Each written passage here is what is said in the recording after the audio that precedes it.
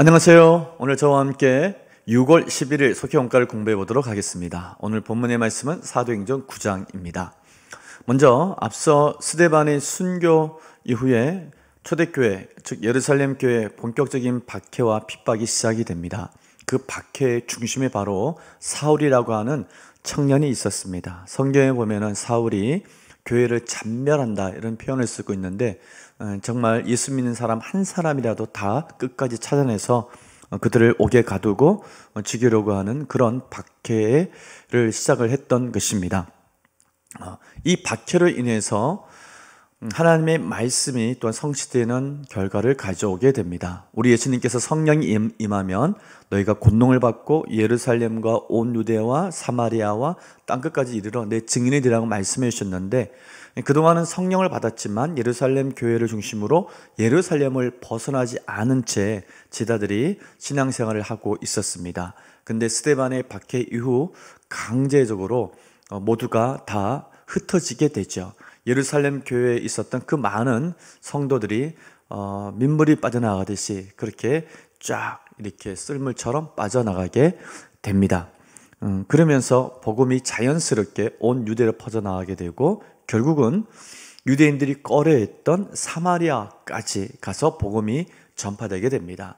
그 사마리아로 갔던 사람 중에 하나가 바로 빌립이라고 하는 일꾼이었죠. 빌립을 통해서 사마리아에 복음이 전파되고 사마리아에 복음의 부흥이 일어나는 것을 보게 됩니다.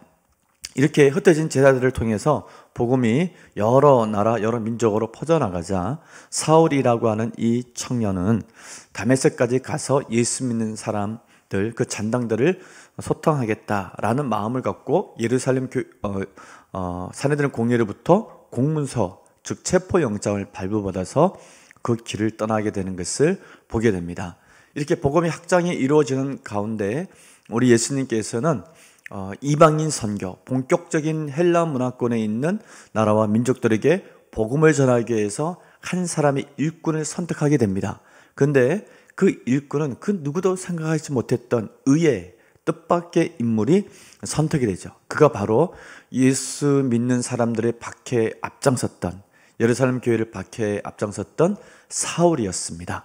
하나님께서는 우리 예수님께서는 그 사울을 이방인 선교, 세상 여러 임금들에게 복음을 전하는 도구로 사용하기로 결정하시죠. 그래서 그를 부르고 이제 사용하기 위해서 다메섹 도상에 있었던 사울을 직접 찾아가게 됩니다. 다메섹에 다 이르렀을 때 부활하신 주님이 나타나서 사울아 어찌하여 네가 나를 박해하느냐라고 이렇게 물으시게 되죠. 주님의 음성을 금방 알아들었던 사울은 극적으로 부활의 주님을 마음에 영접하게 됩니다. 그러나 그는 그때 그 강렬한 빛으로 인해서 3일 동안 보지도 못하고 먹지도 못하는 그런 지경에 처하게 되죠. 그가 보지도 못하고 먹지도 못하고 있는 그 시간 속에 우리 예수님께서는 사울의 눈을 뜨게 하고 또한 사울이 했음을 증인으로 세우고 사울을 이방인 선교의 일꾼으로 세우는데 증인으로 세우기 위해서 아나니아라고 하는 신실한 일꾼을 부르게 됩니다. 하나님께서는 아나니아에게 환상 중에 나타나셔서 말씀하십니다. 집가라고 하는 거리를 가면 유다의 집에 들어가면은 다소 사람 사울이란 자가 있는데 그가 지금 보지도 못하고 먹지도 못하고 있는데 내가 그에게 네가 안수하여 눈을 뜨게 하는 것을 보여주었으니 가서 그대로 하라고 그렇게 말씀하게 됩니다. 사실 이러한 요구는 아나니아에게는 정말로 순종하기 힘든 예수 그리스도의 요구였죠. 왜냐하면은 아나니아가 이렇게 말합니다. 아니 그 다소 사람 사울이란 사람이 예루살렘 교회에 어떤 일을 행했는지 알지 못하십니까? 라고 이렇게 예수님께 되묻게 되죠. 그렇게 되물었던 이유는 아나니아도 소문을 통해서 예루살렘 교회 박해에 앞장섰던 그 사울이라는 청년이 어떤 일을 했는지를 너무 잘 듣고 있었거든요.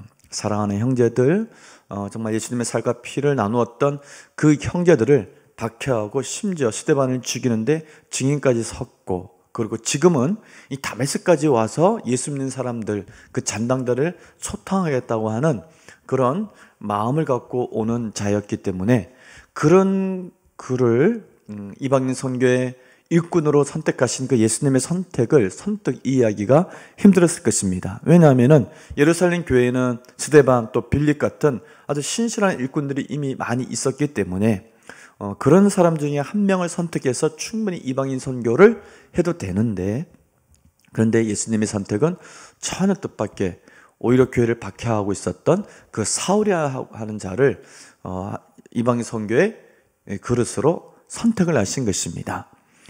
그런데 아나니아에게 우리 예수님께서는 왜 내가 사울을 선택했고 사울을 통해 어떤 일을 할 것인지에 대해서 말씀을 하시고, 그 사울이란 자가 그 복음의 증인되기 위해서 어떤 고난을 받아야 될지에 대해서도 말씀해 주십니다. 이 말을 들었던 아나니아는 또다시 대묻지 않고 따지지도 않고 무조건 그 말씀에 순종해서 사울을 찾아가 안수하여 그의 눈을 다시 뜨게 하죠.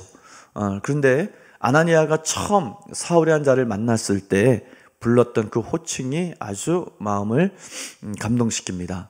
사울을 향해서 형제 사울아 그렇게 불렀습니다. 이건 정말 힘든 호칭이죠.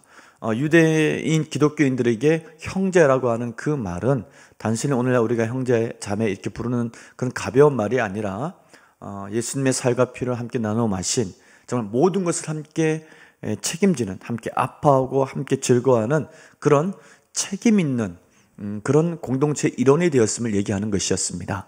그런데 교회를 불과 몇 시간 전까지만 해도 박해했던 사울을, 오히려 교회의 형제들을 죽였던 그 사울을 형제라고 불렀던 것은 아나니아가 정말 예수 그리스도의 참된 제자임을 보여주는 그런 행동인 것을 우리는 알게 됩니다. 이와 같은 내용을 배경으로 오늘 문제풀이 해보도록 하겠습니다. 첫 번째 문제는 주님이 한상 중에 아나니아에게 하신 말씀은 무엇이며 그의 부정적 반응에 주님은 사울을 어떻게 쓰겠다고 하시나요? 라고 한 것입니다. 아나니아에게 하셨던 말씀은 집가라고 하는 거리로 가서 유다의 집에 있는 다소 사람, 사울이 다소 출신이었죠. 다소 사람 사울을 찾아서 그에게 안수하라 그렇게 말씀했습니다. 안수해 다시 보게 하라 그렇게 말씀하셨고, 이렇게 되묻는 아나니아에게 예수님께서 하셨던 말씀은 내가 이 사울이라는 자를 내 이름을 위하여 이방인 또 임금들 이스라엘 자손들에게 복음을 전하기 위해서 택한 나의 그릇이다. 즉 사울은 내가 내 이름을 위하여 이방인 선교를 위하여 택한 나의 그릇이다. 그렇게 말씀을 하셨습니다. 두 번째 문제, 아나니아가 사울에게 안수했을 때 어떤 일이 일어나나요? 사울의 눈에 비늘 같은 것이 있었는데 그 비늘 같은 것이 벗겨지면서 다시 보게 됩니다. 이번에 두 번째 문제, 그 후 사울은 어떻게 변화되나요? 사울은 세례를 받았고요. 그리고 즉시 해당에 가서 복음을 전하는 복음의 증인이 됩니다. 물론 이 사이에 보면은 한 3년의 공백기가 있었습니다.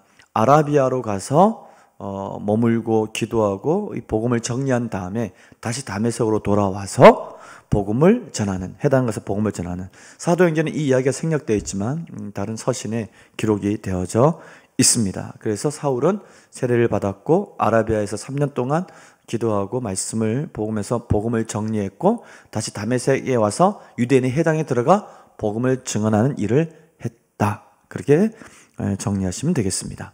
말씀 다지기 읽고 마치도록 하겠습니다.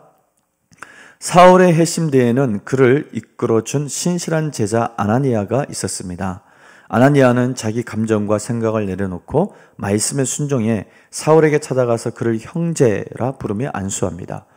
회복된 사울은 이후 유대인과 이방인 선교를 위해 헌신하는 복음 전도자가 됩니다. 사울을 이끌어준 아나니아를 윌리엄 바클레이는 교회의 잊힌 영웅들 중에 하나라고 소개했습니다. 한 사람의 회심은 하나님의 주권에 속한 일이며 우리는 성령의 인도에 순종하기만 하면 됩니다. 평범하지만 하나님의 말씀에 순종하는 성도 한 사람을 통해 지금도 하나님의 나라는 확장되고 있습니다. 아멘. 순종은 기적을 갖고 오시죠. 아나니아가 정말 순종하기 힘든 예수님의 요청에 순종했습니다. 비슷한 사건이 요나 때 있었는데 요나는 순종하지 않고 다시스로 가는 배를 탔다가 풍랑을 만나게 되었죠. 근데 아나니아는 하나님께 더 이상 따지지도 묻지도 않고 예수님 말씀하신 그대로 순종했을 때 사울이 한 사람이 이방인 선교의 그릇으로 세워지는 그런 기적이 일어나는 것을 보게 됩니다. 우리도 예수님의 말씀에 순종함으로 이런 기적을 경험하는 사람들이 되기를 꿈꿔봅니다. 네, 오늘도 승리하는 하루가 되십시오. 화이팅!